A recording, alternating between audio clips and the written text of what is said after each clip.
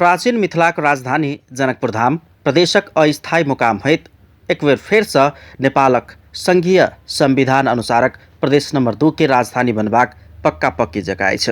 जनकपुर धामवासी राजधानी मात्रै नै पाउने छथि, एशियाली विकास बैंक के सहयोग में नगर में स्तरीय सड़क सब समेत धमाधम पाबि लेने छ।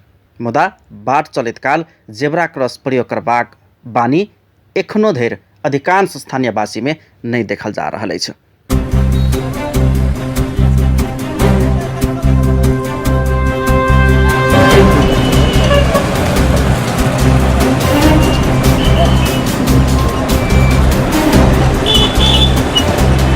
नगर में धमाधम स्तरीय सड़क बन गेला के बाद सवारी साधन के गति तीव्र हैब स्वाभाविक अछि। आब लापरवाही पूर्वक सड़क चलला पर दुर्घटना के खतरा समेत ओतबे अछि।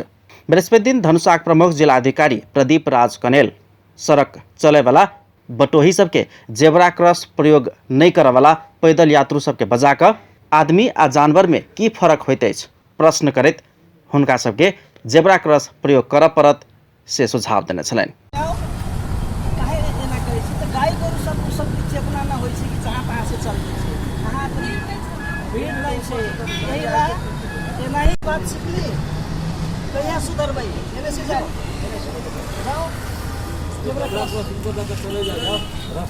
तेकरा बाद प्रमुख जिला अधिकारी कनेल जेब्रा क्रॉस के प्रयोग आ फायदा के विषय में स्थानीयवासी सबके सुझाव दिलनि। हुनका संगे धनुषा जिलाक प्रहरी प्रमुख प्रहरी उपरीक्षक शेखर खनाल समेत ओहि काज में संलग्न छलनि। जनचेतना जगेबाक लेल प्रमुख जिला अधिकारी के तरीका आ प्रयास सान्दर्भिक रहल स्थानीयवासी सबके प्रतिक्रिया छलनि। जनकपुर महानगरपालिका में वास्तव में पछिल्लो दिनभन्दा अहिले चाहिँ विकासहरू भएको छ, रोडहरू बनेको छ, सरसफाइ भएको छ र रोडमा मान्छेहरूको भिड दिनदिनै चापहरू बढ्दै गएको छ, सवारी साधनहरू पनि बढ्दै गएको छ। ठाउँ ठाउँमा तपाईको जेब्रा क्रसिङहरू पनि चिन्ह चाहिँ बनाइएको छ, तर यहाँका नागरिकहरूमा त्यति सचेतना भइसकेको छैन कि हामीले बाटो काट्दाखेरि कुन ठाउँबाट कसरी काट्ने।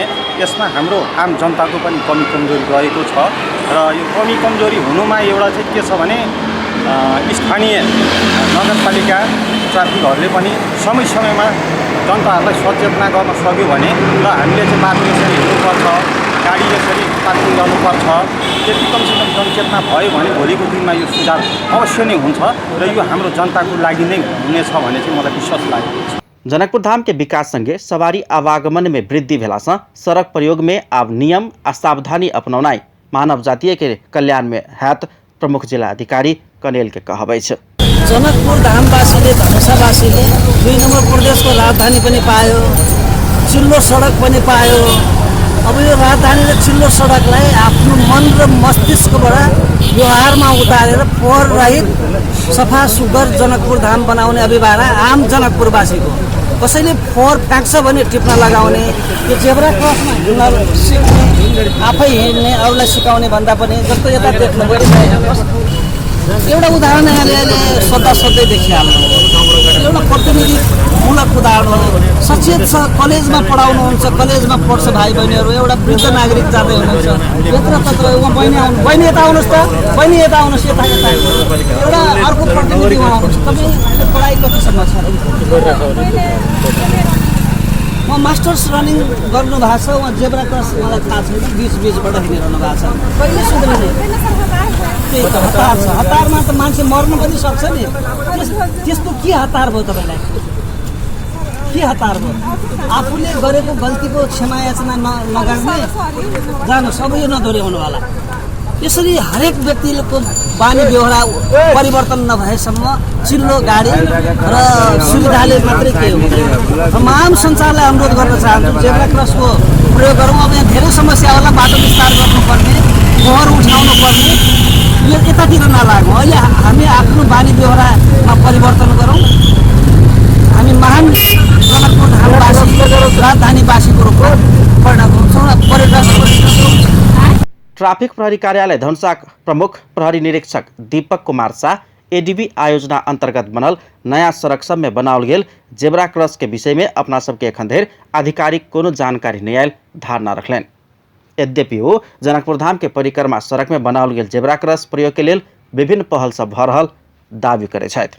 स्वाभाविक रूपले पनि जोखिम छ। जेब्रा क्रसबाट फुटपाथबाट हिँड्दाखेरि सवारी दुर्घटनाबाट जोड्न सकिन्छ, सडक दुर्घटनाबाट जोड्न सकिन्छ। किनभनेदेखि तपाईँको जुन मेन पिच सडक छ, विगतको तुलनामा अहिले जनकपुरमा सवारी साधनको चाप अत्याधिक बढेको अवस्था छ र सडकमा सवारी साधनको चाप बढेको अवस्थामा जहाँ पार्टीबाट बाटो काट्ने, जहाँ पार्टीबाट हिँड्ने भएपछि स्वाभाविकमा पनि दुर्घटना हुन्छ, दुर्घटनाको जोखिम रहन्छ। त्यही भएर फुटपाथबाट हिँड्दा र जेब्रा क्रसबाट हिँड्दा 100% तपाईँको दुर्घटनाबाट जोड्न सकिन्छ भन्ने सिद्धान्त रहेको छ। जेब्रा क्रॉस प्रयोग नहीं कर जथाभावी बाट कटला से दुर्घटना के उच्च जोखिम रहते है। कही तो जनकपुर धाम में बढ़त गेल व्यस्तता आ सवारी आवागमन के ध्यान में रखकर बाट में सावधानी पूर्वक चलब बुलब आवश्यक है हुनक कहब छन्।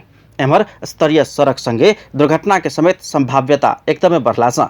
जेब्रा क्रॉस प्रयोग के लेल जनकपुर धाम उपमहानगरपालिका समेत जनचेतना के साथे कार्यवाही सहित के कदम उठाएब आवश्यक रहल छै बुद्धिजीवी सबक कहबै छै।